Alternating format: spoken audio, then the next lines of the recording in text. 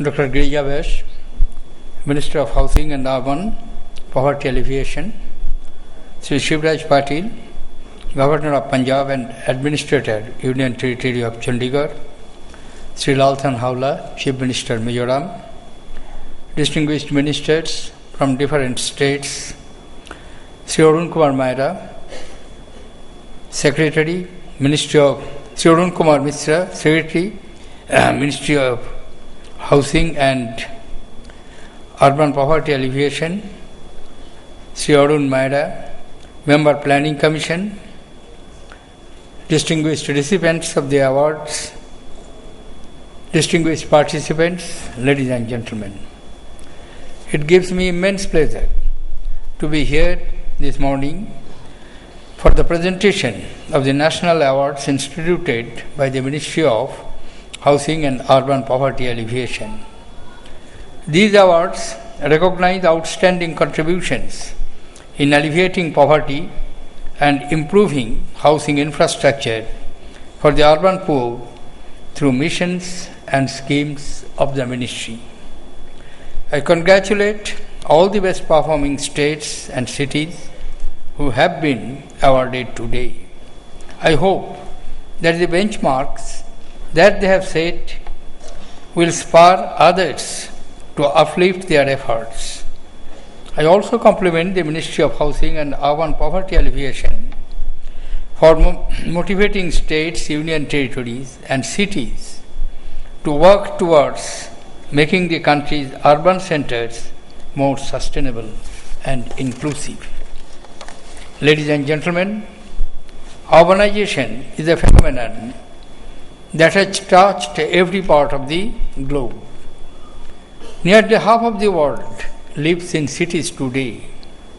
2 years ago, in the first time in history, the urban population outnumbered the rural population, making the advent of new urban millennium. Cities have become engines of growth and centers of innovation. At the same time, cities have been also subjected to tremendous pressures due to migration, social inequality, civic infrastructure inequity, and environmental pollution. In the next 40 years, India is projected to witness the highest rise in urban population in the world. Are our cities and towns equipped to face this spurt in population? Are our governance structures and service delivery mechanisms robust enough to meet the expansion envisaged? It is worrisome that our city structures struggle to keep pace, as visible signs of systematic inadequacies, slums, and homelessness pose considerable challenges for policymakers. There are an estimated 93 million slum dwellers in our country, with an urban housing shortage of nearly 18 million. Slum dwellers live in abysmal conditions and are deprived of essential civic amenities. The challenges confronting our cities are daunting, yet surmountable. I applaud the Ministry of Housing and Urban Poverty Alleviation for designing and rolling out innovative policies and programs aimed at bridging the gap in urban housing through increased housing access for the urban poor. Ladies and gentlemen, urban poverty is multidimensional. The traditional income and consumption parameters are inadequate to fully capture the nature of deprivation. A more holistic, vulnerability-based approach spanning the three key areas: residential,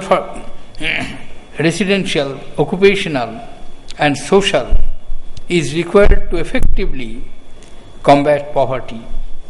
The homelessness and slum dwellers are exposed to residential vulnerability.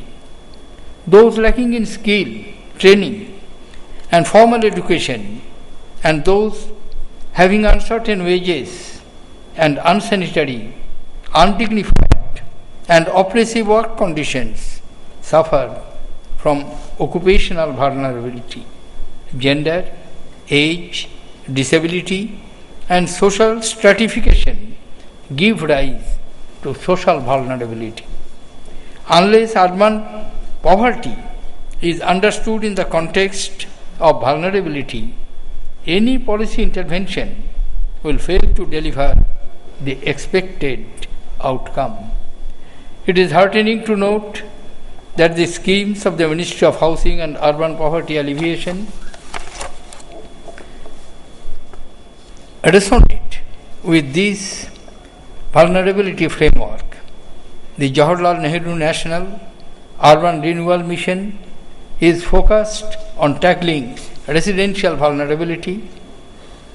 Swarn Jayanti Shahari Rozgar Yojana and now the National Urban Livelihood Mission on occupational vulnerability and Rajiv Awas Yojana is geared to address residential, occupational and social vulnerabilities.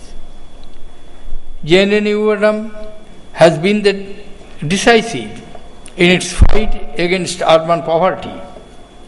It is truly commendable that its submissions, basic services to the urban poor, the integrated housing and slum development have benefited the poor and deprived in 980 cities.